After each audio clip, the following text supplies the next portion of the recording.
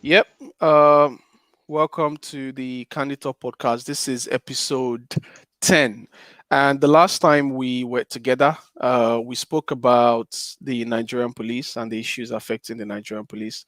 And this week, we are going to be talking about corruption, to be precise. So I have with me the regulars, Diwali and Bani. Say hi to the guys. What's up, guys? How's it going, everyone?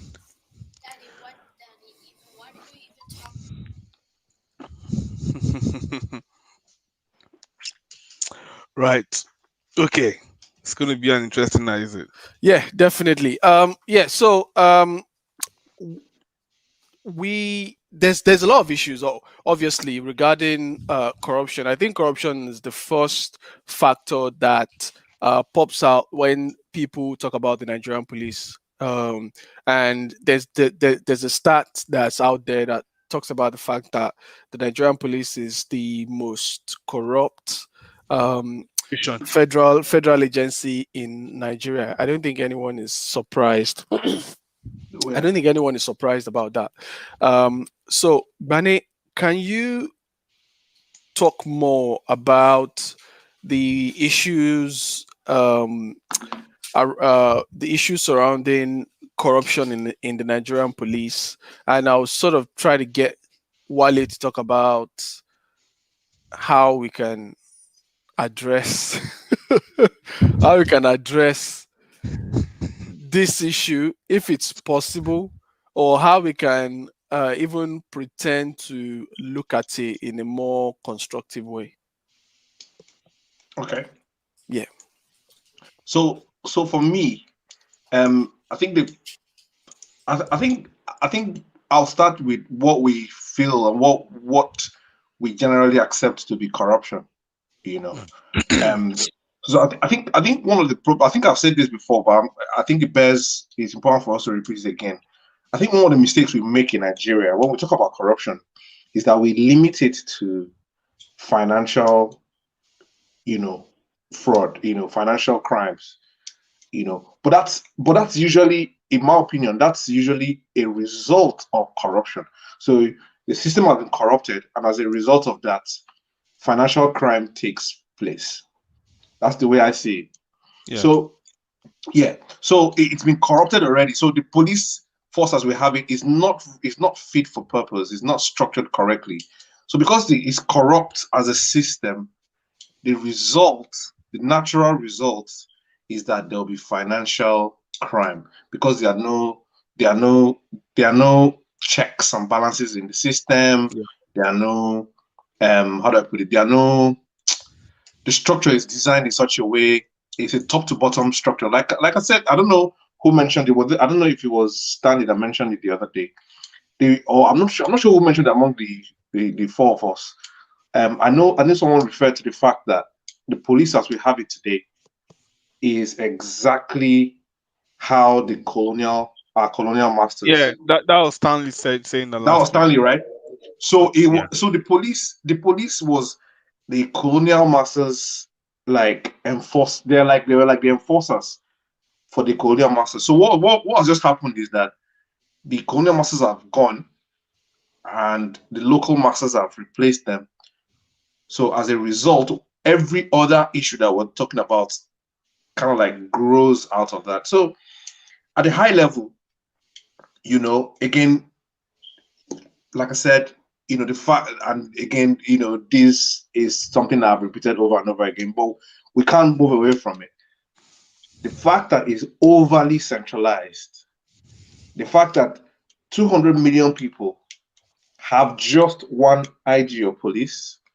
I think about, correct me if I'm wrong, I think there's 6 or 7 uh, deputy inspect DIGs of police, you know, and these are the people administering over 200. Well, we don't know what our population is, but let's assume that the 200 million is correct.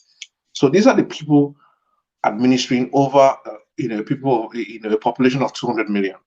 So it starts from there. It's top.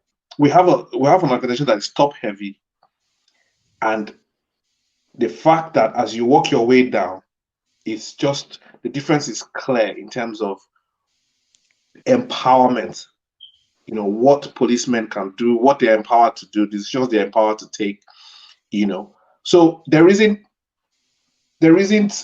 how do I put it? So the police can't really, a police commissioner doesn't really have the independence to take certain action. We're all aware what happens during elections, year in, year out. So the structure is the source of the corruption. I think that's the real issue. We can't get away from that. And I think the fact that the funding isn't our police funding in such a way that the federal government still holds the strings, the purse strings. I think from my understanding, it doesn't have the independence in terms of, how, for example, we could say we have like a fund, like a special tax, where the fund goes directly to the police and then is able to use it to fund his budgets.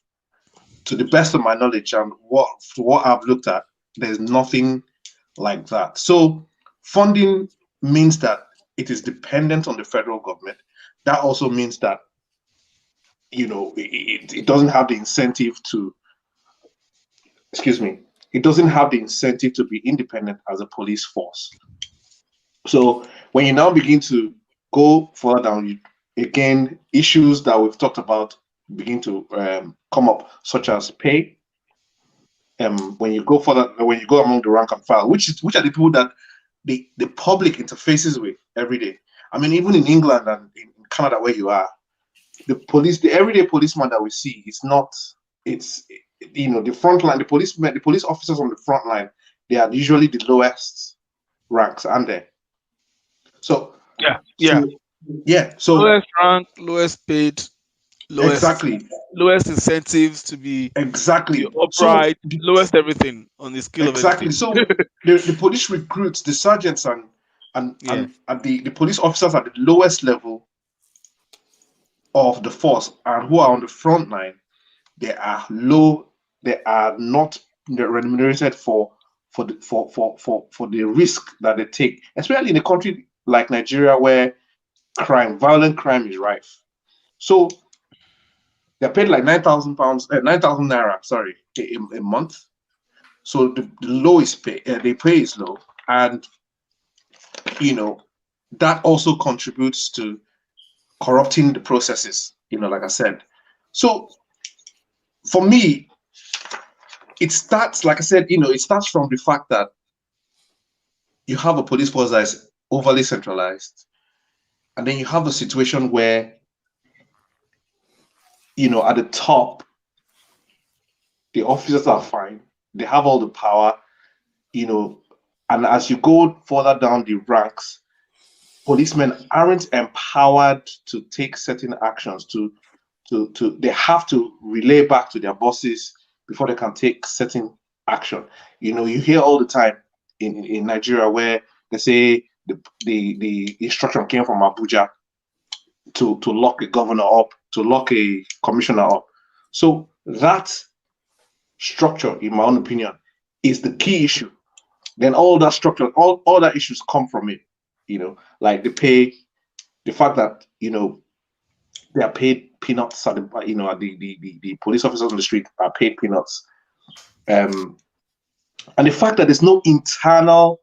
So, and I don't want to be like the one speaking, like people say, oh, you're just talking, you're just speaking English.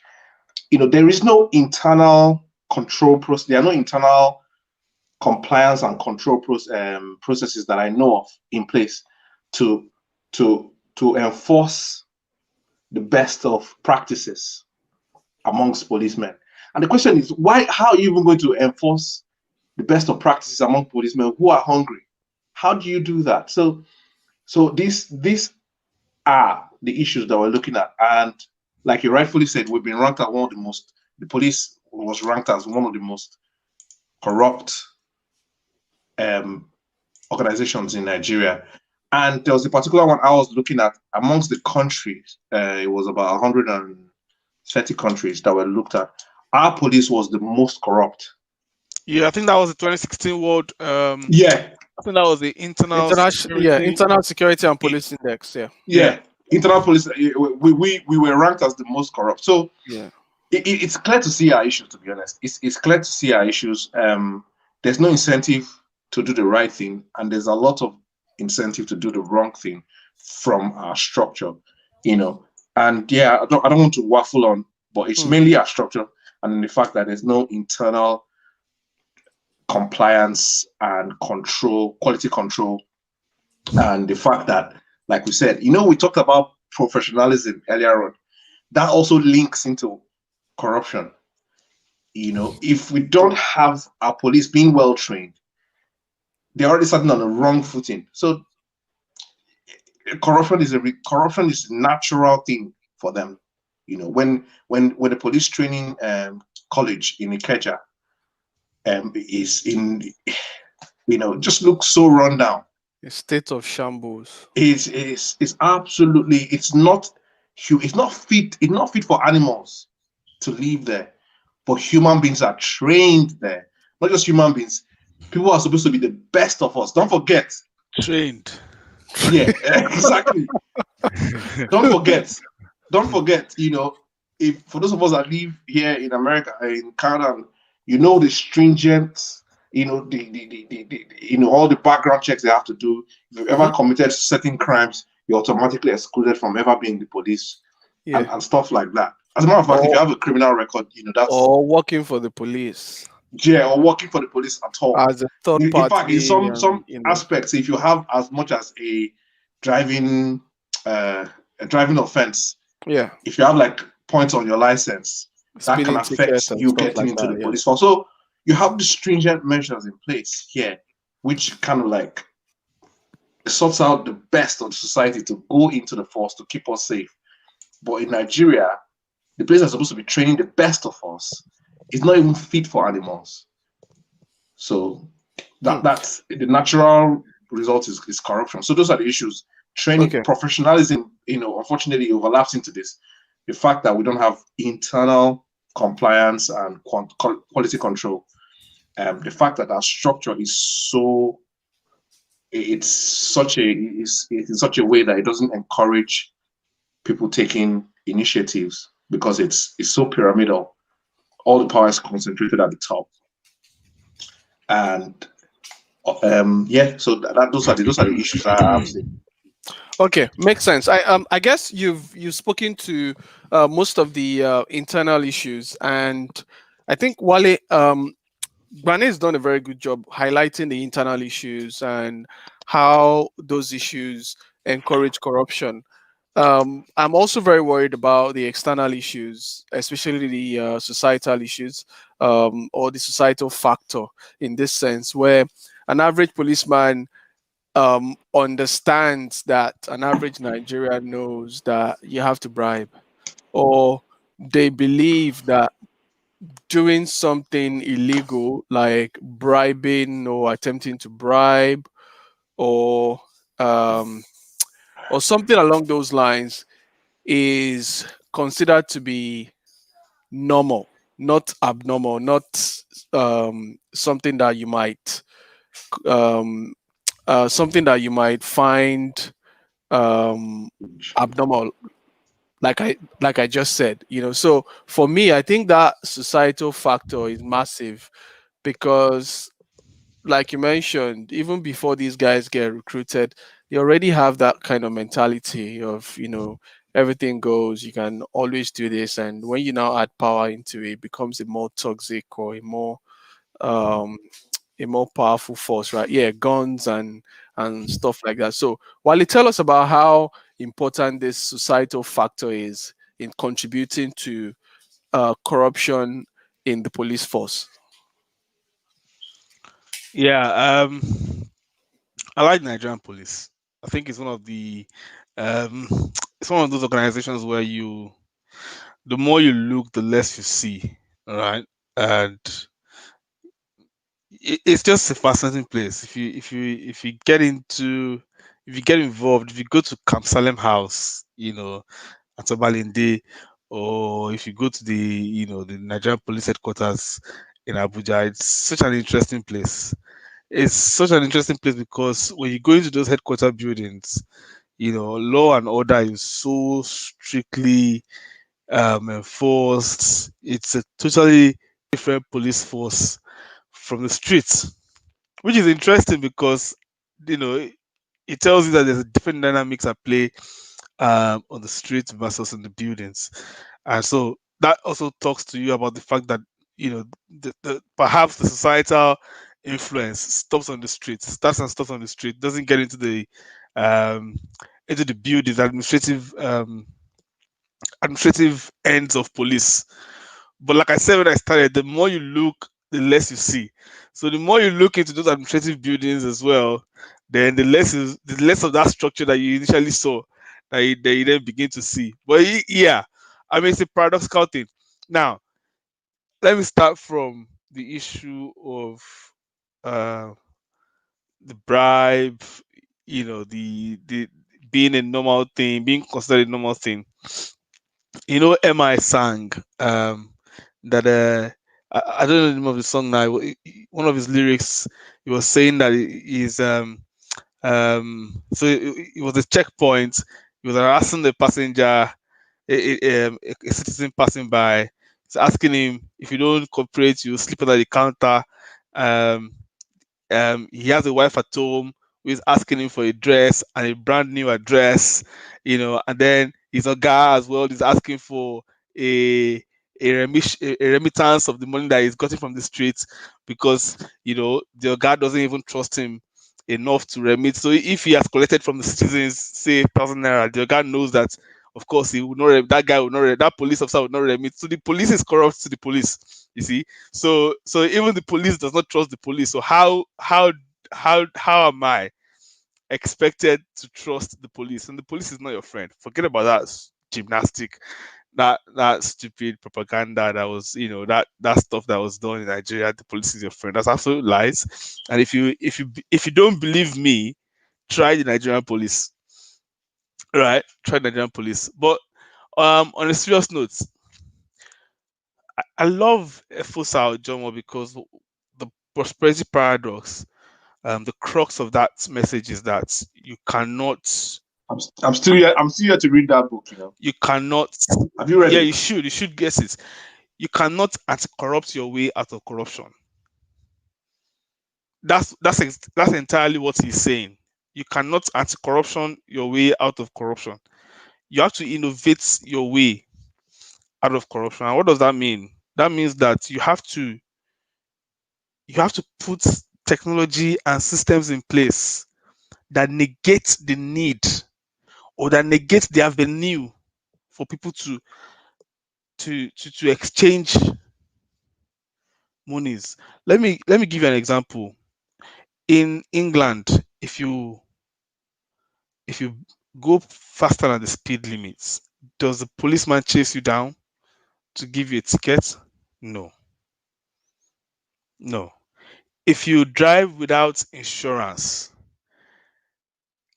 what are the chances? Maybe once in a while, the policeman on the motorway will flag you, but they read your license plates and they run a check, and they know that you don't have insurance, and you probably get to and meet a brown envelope in your house. So, first of all, the interaction between the police and the citizen is reduced to a needs basis, right? And that removes that avenue to say, officer, okay, just turn the other way, just turn the other eye, or look the other way.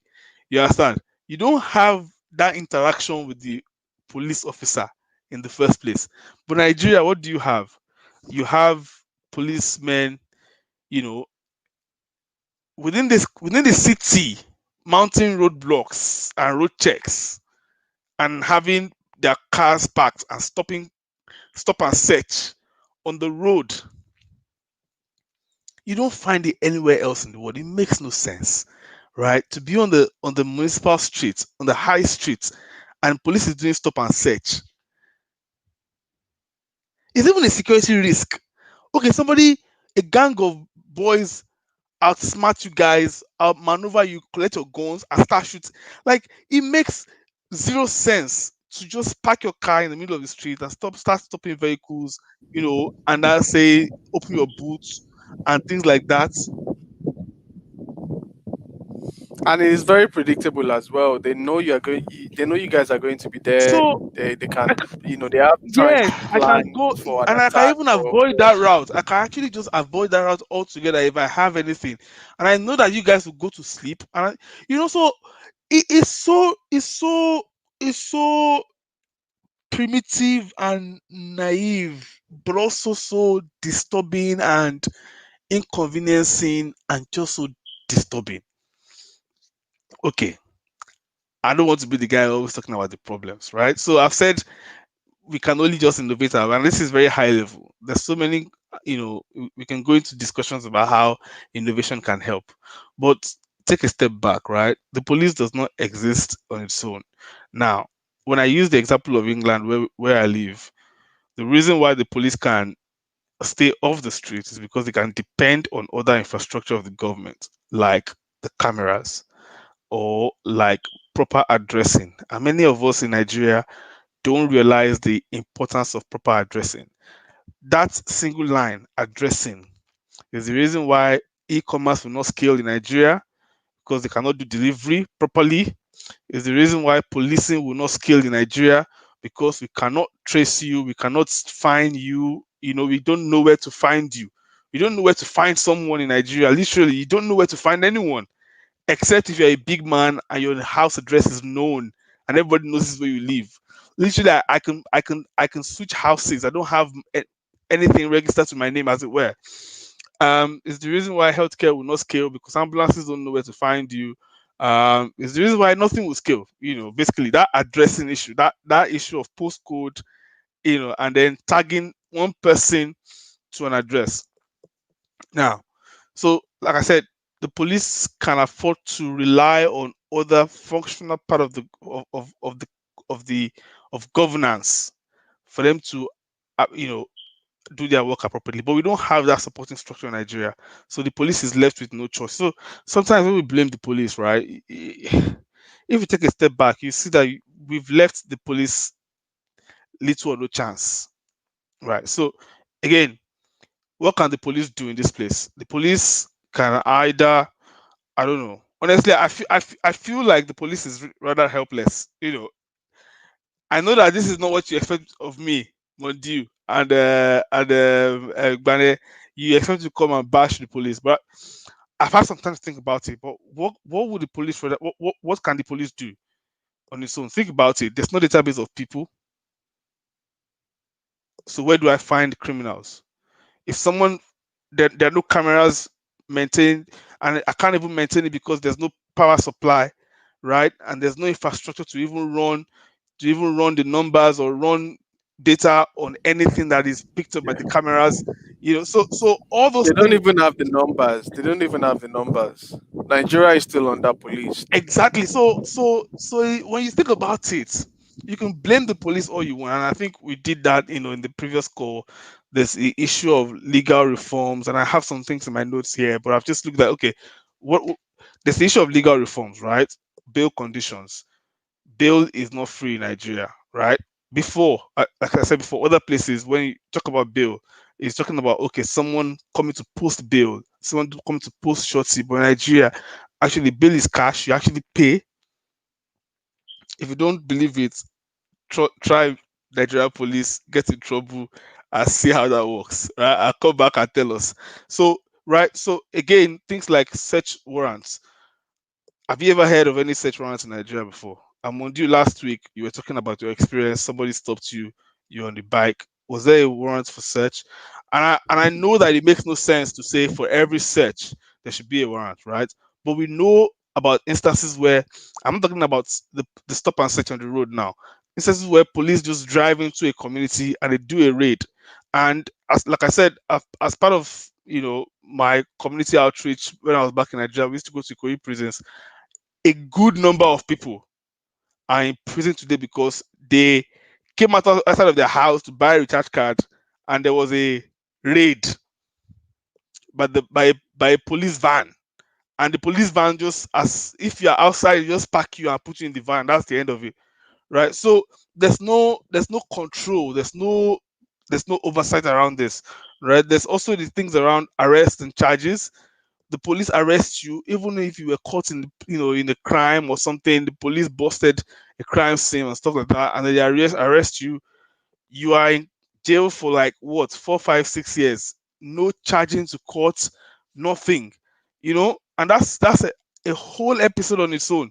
And people have died, many people have died, futures have been robbed, just because you were taken away from your home, from your streets, no charges, nothing. You were just put out there because the police is expecting that somebody's going to look for you and they will come and bail you out. Again, ties back to the issue of bail, right? Bail you out, they drop money, and this is how they augment the 9,000, like Gbane was saying, how much they get paid. This is how they augment the money, is the ridiculous amount of money. Because last week we were saying, why would I finish from a private university? Why would I aspire to work in the police? It's one of the least paid employments in the world. Is one of the m- most underserved when it comes to career plan. What's my aspiration of going to the police? So again, it's a cycle. It's a chicken and egg thing. There's no money being paid. People have to augment this money. They arrest people innocently. They put them in court, in jail, hoping that somebody's going to come and bail them. And this is how they feed their families. Because hey, you and I, come on, Mondiu, you probably had one or two friends whose fathers were policemen, you know, when you were at school. How are they in your school? How are they paying the fees? It's because they arrested you, or your uncle, or your brother, and you went to build them. So it's a cycle, right? It's a cycle, and you have to break that cycle at some point. There's also the issue of torture, and there's Transparency International will shout from now to next year, Nigerian police, stop torturing people you arrest. But how do you, anything you cannot measure, you cannot manage? How do you measure? There's no oversight, there's no data. When you are arrested by the police, you don't go into any data book or any data log. There's no database of number of arrests that were made. You cannot even go and search people that were arrested. You cannot even search by name or anything. You cannot even obtain any court order, any court injunction to say, I want to access database of police arrests. So how do you even know who was tortured? You don't even know it's just a convoluted. It's honestly, it's just a terrible thing. So how do you solve that problem? I don't know. There's also the issue of ethical reforms, right? So there's the code of conduct, and we talked here about the fact that there's a code of conduct for Nigerian police. Have you seen it before? I haven't. Try to Google It's Nigeria. not. It's not even on their website. Exactly. I was going to say, try to Google it. Try to go to Nigerian police website for It the blows code of my conduct. mind. So if the code of conduct of a an an institution like the Nigerian police, which is entrusted with enforcement, which is entrusted with decisively dealing with individuals, separating the potential and actual criminals from regular civic law-abiding citizens, that requires that level of delicate handling of situations. You don't have a code of conduct. You don't have a published code of conduct. Your policemen, your people who are on the road, your officers don't understand, don't know, cannot research, cannot tell you what the code of conduct is. What ethos are they living by? So it begs all these questions, right? And there's also the issue of bribe. Forget that one. That's not going anywhere. Uh, Training and use of arms. If every time you've heard people say, "I'll just shoot you now, nothing will happen," there's that confidence because they've done it before. Did you see the experience of those guys that the Yeah, police said you were lucky today, another day we'll cut? yeah, that confidence. That confidence, because it's what they do. So how do you measure the intelligence, the mental state of people that you hand rifles to? People who are hungry, they're depressed, they're in the bad mental states, they don't get paid. Then you give them live rounds, ammunition. It's like putting the goats in charge of the yam. What's going to happen? No, what do you expect to happen? To come back and meet your yam intact? It's no. Let's not kid ourselves, right? And there's also the one issue of setting up of evidence, planting evidence, all sort of things. Look, guys, unless we want to deceive ourselves, Stanley said last week, just break down this whole thing. There's also the case for community policing. Look, it's going to be you're going to be if you divide trouble into three, it's still trouble in three places, right? It doesn't make any sense if there's no proper structure around all these things: legal reforms, ethical reforms, pay, salary reforms, working condition reforms. All these reforms, if they're not implemented in a robust way and seen through, then anything you do will be a knee-jerk approach, will not yield anything, but you'll have spent billions, and trust me, people will just in that process again siphon the money, and then we're back to square one. There's a lot to talk about, but Exactly. Yeah, Mondiu, we've got I'll five. give it to you. Yeah, yeah. Thanks for that. Very, very good point. Gbane, where do we go from here? The question I like to ask people when we talk about these big issues is, how do we start? Like, is there light at the end of the tunnel? Um, if you were to address this issue, which happens to be the biggest issue facing the Nigerian police today, if you think about the Nigerian police, especially the public perception, is the corruption issue. So obviously, if you have to reform anything within the Nigerian police, it would have to come from the top. So who appoints the head of the police? Who is President. responsible? So the president. So the president has a role to play here by appointing essentially a madman, a reformist in a way, someone. Mondiu, Yeah. Mondiu, let me cut you short. Right? Let me cut you short. First of all, that is a fundamentally flawed approach to policing. Right? It means that if I appoint you now, he who pays the piper dictates what the tune, and we've That seen was the that structural thing I was talking about earlier on. you've seen that Yeah. many times. Tafa Balogun, Michael Kiro, your loyalty is with the government of the day. Yeah. And you can't blame them for that. That's who they are answerable to. And that's who's put them there. It's by appointment. Now, Who appoints the head of Scotland Yard?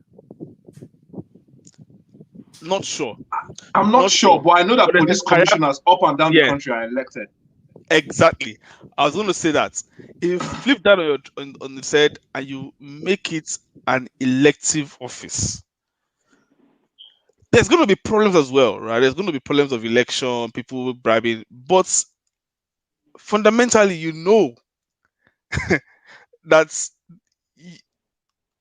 at any time somebody can kick you out. The electorate can, you know that, and that's what happens when you hear police chiefs in all these states when there's an opera and everything. Police chiefs come to They address. can be impeached. Police Exactly. chiefs can be impeached. Exactly, and then that their next time, their next paycheck depends on the fact that they are still in that office, and it actually depends on people saying, you know what, enough is enough. So you see, when you are an IG of police, it's like the CBN governor. You know that whatever happens, you will do your 5 years. So look at Yeah. your boss is happy. As long as your boss is happy, yeah. There's no true independence. You're not independent, and So you're not. so You can't eh, do the work yeah, properly. so the Nigerian police, which is saddled with the ultimate responsibility of maintaining and preserving law and order, cannot be so independent. Cannot, should not. Makes sense. Makes sense. I think we are. I think we can stop here. Obviously, there's a lot to talk about, but yeah, it's a really really tough one. I've had a long conversation with different people about this issue, and I don't see a reasonable resolution to this. No, Like, there is. But I think there is. I think the thing is that we shouldn't allow ourselves to be. If there is a political will, I think there is, even without any legal reform. I think with what you have now, if you're willing to work with the current system that we have, we can still reform the police to a large extent. Wale has already mentioned a few things. The whole idea that maybe we should have commissioners as elected. Now, what now then happens is that when the commissioner is elected, it gives them a little bit more power to carry out a lot of the policing functions in their state. What that means is that, I think you might run into a bit of a problem there, because people now begin to ask, are you saying that that's state police, essentially? So you might run into a bit of legal issues there. But I think that the police structure as it currently is, the issues that Wale mentioned earlier on, if we just apply those issues, it will change things. It's just like if you apply a bit of technology to the police as centralized as it is now, it will dramatically change things. Now, you don't need a constitutional amendment to do that. You don't need a constitutional amendment to make sure that the interaction with the police is reduced to a barest minimum, and you automate a lot of the processes. When you do that and you increase pay, these two things you don't need constitutional amendment for, it will dramatically improve our policing. Because what will now happen is that good, graduates like yourself and myself, I can't really call it, we're senior men now. Men like, graduates from universities would want to go straight into the academy. People who studied criminology would want to go into the force. Why? Because it is now respectable to work there. It pays well. It is strong. Let's not use the word structure, but it's a modern force. So I think that. Let me give you an example of the. I think that's a problem. Let me give you an example of the problem you're going to create. Let me give you a model of the problem you're going to create. Yeah. Enemies. NNPC. That is what they're going to create. NNPC is well funded. There's a career path. People aspire to get in there. But if you rank the corrupt organizations in Nigeria, maybe Nigerian police, maybe PHCN, top 5 NNPC is there. Because you know why? Because it is largely independent. It's largely independent. There's no policing. It's reporting directly to the presidency. In fact, we had a time where a sitting president said he's the Minister of Petroleum. So isn't the current one the minister? Aha. So you still have that problem, right? So like I said, if you don't have that overhaul, anything you do is going to be a knee-jerk approach. And honestly, you solve one and then you create maybe 5 more. But I don't know why I don't completely. I get what you're saying, but I don't completely agree. I get what you're saying in terms of if you give them remuneration, it will attract people there. But I don't completely agree that if you automate the way, like for example, if you're caught, petty offenses, you automatically just pay a fine without like this kind. Your BVN is linked to your driving license, and as such, I know what you're saying. What I'm trying to say to you, Gbane, is that you see, if you don't do something holistic, right, you move one step forward and 2 steps forward. I'll tell you why that's a problem. Fine, create a portal, link my BVN, link my NIMC, whatever it is. If I'm charged for something, put me on a community whatever it is where I go into community service, or give me a fine, and you can monitor all of that. Tell me the one source of truth for your data in Nigeria. You have the NI. You have the NI in England. Yeah. You have your social security in the US. You have the what's that one called in Canada now? Social insurance number. SIN. Your SIN. SIN. What is that in Nigeria? I think we don't have any. We don't have that infrastructure. That's what I'm saying. That's what I'm saying. That you cannot build police infrastructure separate from the government's infrastructure. And if you don't have that, anything else you do will be half-baked. Somebody will game it, and that's the end of it. Yeah, but here's the thing. You're not trying to achieve you're trying to. while you are working on overhauling, you're trying to better a current situation, because at the end of the day, when the overhaul happens, this infrastructure would already be on ground. So here's why I still think that it can work. No, get me wrong. I'm not saying it won't work. It will work. It will work short term, but that has to be immediately followed up by other concrete reforms. Obviously, you know, my consideration for saying you do this for the short term is obviously we're Nigerians. We know how complex these things are. You know, if you say you want to amend, you know how complex we make these things. Exactly. Unfortunately, it is what it is. We are over 300 nations in one country. Let's be honest. So you have to. There are all sorts of political horse tradings. The truth of the matter is that, and this is the mistake a lot of us have been making. I don't want to drag this in any longer, but the mistake that a lot of reformers that have passed through Nigeria have made is they forget to actually play the politics. The truth of the matter is that you have to. You can't just be a reformer and you can't. It will not work in Nigeria because we're not monolithic. If we're not a monolith, so you have to play the politics. We have more diverse points than common grounds. I totally agree with that. Exactly. You have to be able to mold public consensus and get people together and move things. But right. Okay. Okay, I think we can stop here for now. There's more to say, obviously, but it's been a very, very good 40-minute chat. So we are definitely going to be back next week. I think last week I was off, and I think a few of us were off as well, just to throw in that excuse. But I think we are going to be back full time now on a weekly basis because there's a lot to talk about. So Absolutely. Thanks so much for joining us, and ciao. See you. Bye. See you guys. Cheers later.